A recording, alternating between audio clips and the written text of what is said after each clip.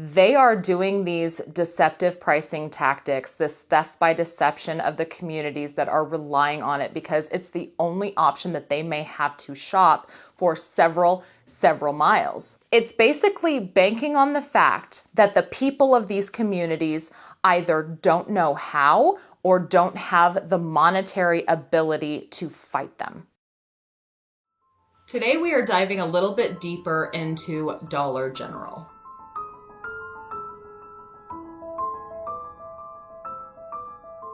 As I told you guys in my last Dollar General video, this rabbit hole goes deep, and so I am choosing to do these videos in a series of segments rather than one long drawn out video. So the last video that I did, I will make sure to link it in the video description. I'll probably end up starting an entire playlist for Dollar General if we're being honest, because there's a lot to talk about. The last video we talked about the in-your-face deceptive pricing. Specifically today, I want to talk about Dollar General's evil plot to take over the retail industry and how they plan to do that by exploiting low income and rural communities. Now, from the outside, it might actually look like Dollar General is providing a service to these low income and rural communities by providing a source of food and merchandise where big box stores like Walmart or Target might not want to set up shop. And that is because the mega corporations like Walmart and Target, those lots cost a lot more money. They have a lot more employees. They carry a lot more products. And so therefore, they need to make sure that they are basically breaking ground in areas where they have a lot of customers that can come shop every single day. Dollar General's business model is significantly different. It would appear as though Dollar General more so seeks out areas where there's just a lot of open land, maybe a couple of 2-lane highways, corners of small towns with populations less than 20,000 people. Sometimes if you're driving down highways, you might just see a random Dollar General at the top of an exit, and you might think to yourself, that's a weird place for a Dollar General to be. But really, it's a meticulous plan that Dollar General has, and we are going to get into why they're specifically choosing these areas. So I just mentioned that Dollar Generals tend to go where Walmart, Targets, and other big box stores tend to set up shop, specifically because of the cost to run the business, the order of operations of running those big retail stores. Dollar General does things a lot different. Not only do they set up very prefab manufactured steel buildings, but they also use extremely inexpensive shelving. You'll see a lot of wires as opposed to like the big sturdy shelves that you'll see at a place like Walmart. They also have a very small staff. And with that small staff, they also don't pay a lot in salaries, which that is an entirely different video that I plan to get into. I plan to get into employee experiences at Dollar General, but that's another video for another time. Dollar General also stocks limited items on their shelves, which means that they don't have to hold as much inventory at any given time as their competitors, Walmart and Target. Now, think about this. If Dollar General is strategically setting up shop in rural areas with less than 20,000 people residing, or building stores in low-income neighborhoods or areas with poverty-stricken individuals, riddle me this. How do you think Dollar General has had over 30 consecutive years of consistent growth? Not just in the number of stores popping up every year, but also in revenue. As of right now, there are 4 times more Dollar Generals in the United States than there are Walmarts. So that means that for every 1 Walmart, you will find 4 Dollar Generals across the United States. Now, let's take a look and see exactly why Dollar General is picking these locations and how that critical decision is what drives continuous growth year after year in revenue and grand openings. So this is research and a segment done by More Perfect Union. I will make sure to link it down in the video description below so that you can go give a follow. They have a lot of really good information, not just about Dollar General, but about other things that you might be interested in. So let's listen to the segment that they did on Dollar General and allow it to give us some insight into these grandiose plans that they have for domination of the retail industry. I've begun to really see Dollar General as like a criminal organization. You're stealing from my community, and I think they're very aware of it. It's a classic bait and switch. Somebody at the top is making a lot of money. Go for a drive in any American county, and you'll likely soon pass by the yellow and black lettering of a Dollar General. Drive a little further, and another will appear. Then another, then another. Here's the other Dollar General store. It's 7 miles from the last Dollar General store we were at. With nearly 20,000 Dollar General stores in 48 states, the Tennessee-based discount chain has sunk its teeth into lower-income, rural and suburban areas everywhere. It's easy to look at the dollar stores and think they are a sign of economic distress or a symptom of economic distress, but what we found is that they're in fact a cause of it. I think part of the business model for Dollar General is to look cheap. You might think that Dollar General is in competition with Dollar Tree, but it is absolutely not. Dollar General and Dollar Tree have far different business models. From what I can see anyway, you probably see a lot of similarities, especially now with Dollar Tree having the plus sections and, recently raising their prices again. Like I previously mentioned, Dollar General is setting up shop in rural or poverty-stricken areas as a way to give the illusion that they're helping a community that might need lower cost merchandise. But what we're about ready to find out is that is not their mission at all. As a matter of fact, Dollar General's prices are not as cheap as they want everyone to believe. Just because there's dollar in the name does not make it a dollar store. Underneath Dollar General's so-called low everyday prices in convenient locations lies a sinister business model and a massive scandal that hardly anybody knows about. The fact that we have to sue a company to get them to tell the truth is absurd in my mind to begin with. My name is Lori Hartline. I am a Dollar General shopper out of convenience in my neighborhood. What you see here is when you travel, you'll go from looking for a grocery store, and before you get one, you have $3 General options. And that's all you have. In May of 2022, Lori Hartline started noticing some seemingly harmless discrepancies while shopping at her local Dollar General. When they opened up in, I think it was 2021, their price of my kitty litter was $8.95. Great. I purchased it all the time. I didn't pay attention. I go up there, I check out, I leave. Well, one day, wait a minute, $10? I noticed it. I asked him about it. Oh no, they've raised the price. Well, that doesn't say it on the shelf. Well, they just have to change it. It's in the computer. It's not on the shelf. Next week, go in and buy cat litter. Same thing. That is not what the price says on the shelf. What am I doing wrong here? I was watching the news one morning and heard about Dollar General in the state of Ohio was being sued for deceptive pricing. That is what happens to me. I knew I wasn't crazy. I know it's just not me.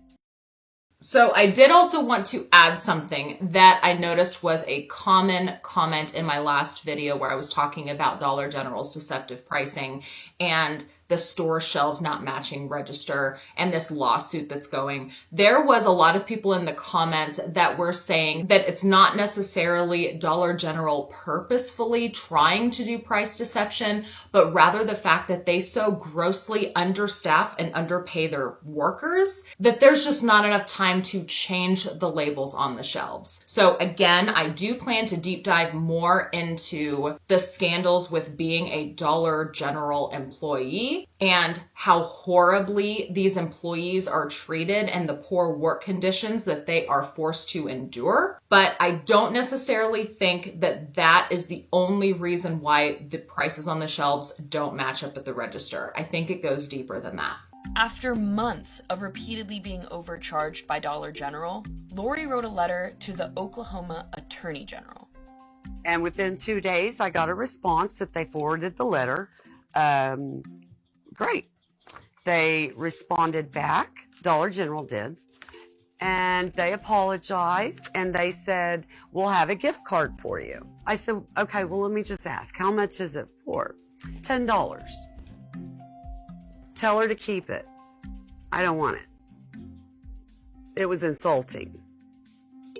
Lori's story was brought to attorney Mark Dan, where it became the basis for one of 3 class action lawsuits in Oklahoma, New York, and New Jersey. I don't think there's any question that Dollar General is doing this intentionally and systematically. June 22nd, I was overcharged 4 items out of 11. $7.95 was advertised $6.50.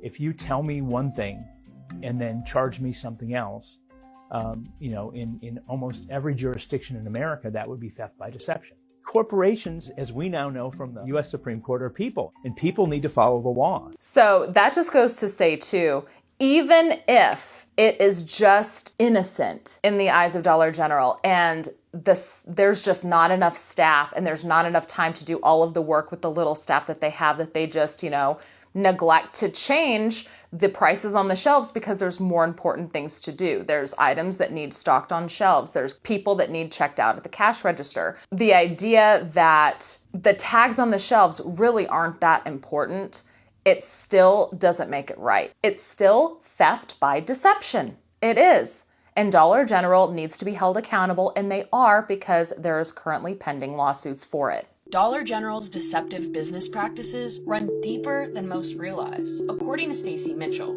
a researcher at the Institute for Local Self-Reliance. I think what they're looking for is places that have been, that lack, economic and political power, places that they can push around. They're often building in such numbers that it becomes impossible for a new grocery store or other locally owned businesses to develop in a neighborhood that really needs them. They kind of lock in poverty as they grow, because poverty is the thing that really fuels these companies' bottom lines. Yes, and just like I said, Walmart, Target, they can't go in those areas because they need bigger populations to sustain the overhead costs. Mom and pop shops also don't have the benefit of cheap building materials and lower cost of goods. It's a lot more expensive for mom and pop shops to set up in these areas. But Dollar General's got it down to a science. They can pop up anywhere in a matter of weeks. So we have the poorest people in the country going to a store that's deceiving them about the price that they're charging for goods. In a situation where they have very few other realistic choices. I think it's about as exploitive a business plan as I've ever seen. Almost every county in America and every state has a system for making sure that people who run cash registers do so honestly. Price verification is when we see that a product is listed for $2.99, take it up to the register, scan it, make sure it's ringing up as $2.99. We do a random sample of products that we pull. We're used to seeing 1 or 2 failures, getting it corrected, and feeling confident. Unfortunately, in Dollar General's case, it was large and continuous. The scale or the concern was over 80% of the stores that we checked were failing, and were failing repetitively. And 80% of the stores that were checked were failing and failing repetitively. Really no acknowledgement or desire to correct that failure.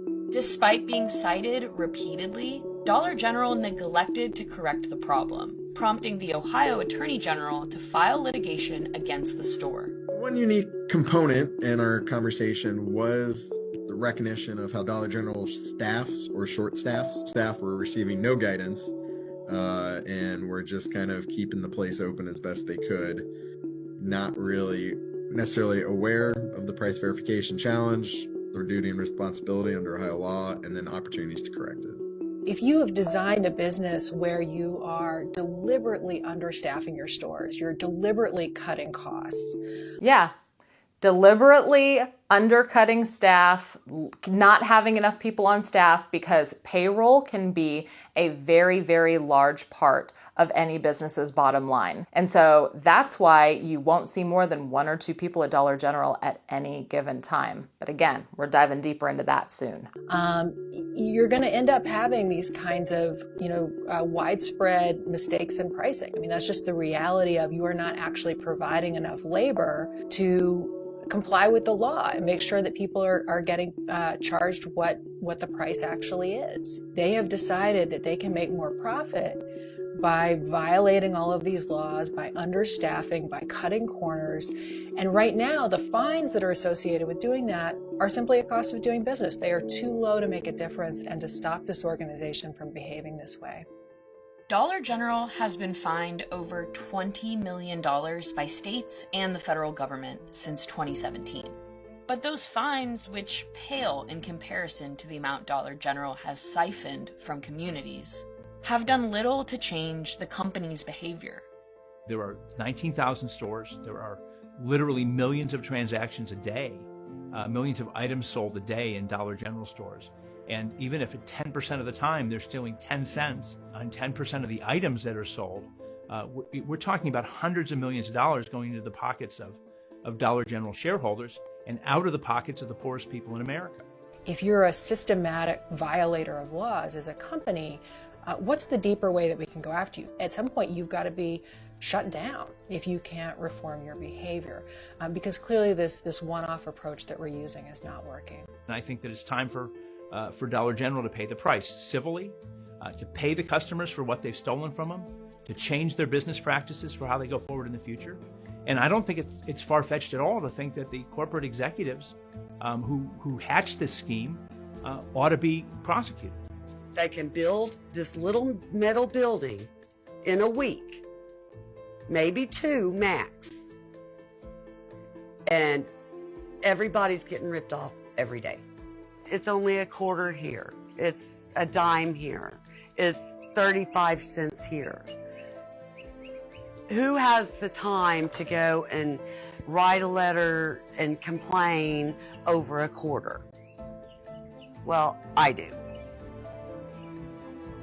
And that's the other part of it too that just really eats at me and gets under my skin is they are doing these deceptive pricing tactics, this theft by deception of the communities that are relying on it because it's the only option that they may have to shop for several miles. It's almost like they not only strategically sought these areas out because people have no other choice but to pay whatever prices they want to charge, but it's also, in my opinion, insulting to the customers that they think that maybe these low-income or rural areas just don't have the will, power, or money to fight them. Just like he said, it shouldn't take a lawsuit. It shouldn't take a court of law for a company to do the right thing. But in Dollar General's case, even with the lawsuit, Dollar General still isn't changing its ways. It's basically banking on the fact that the people of these communities either don't know how or don't have the monetary ability to fight them. It is absolutely like a David and Goliath situation, and it's not right. Make sure that you are subscribed, ring the notification bell. That way you can continue down this rabbit hole with me while we expose all of Dollar General's dirty, dirty laundry. Thank you so much for watching. Don't forget to give this video a thumbs up before you leave. I greatly appreciate it. And I will see you guys in the next one. Bye.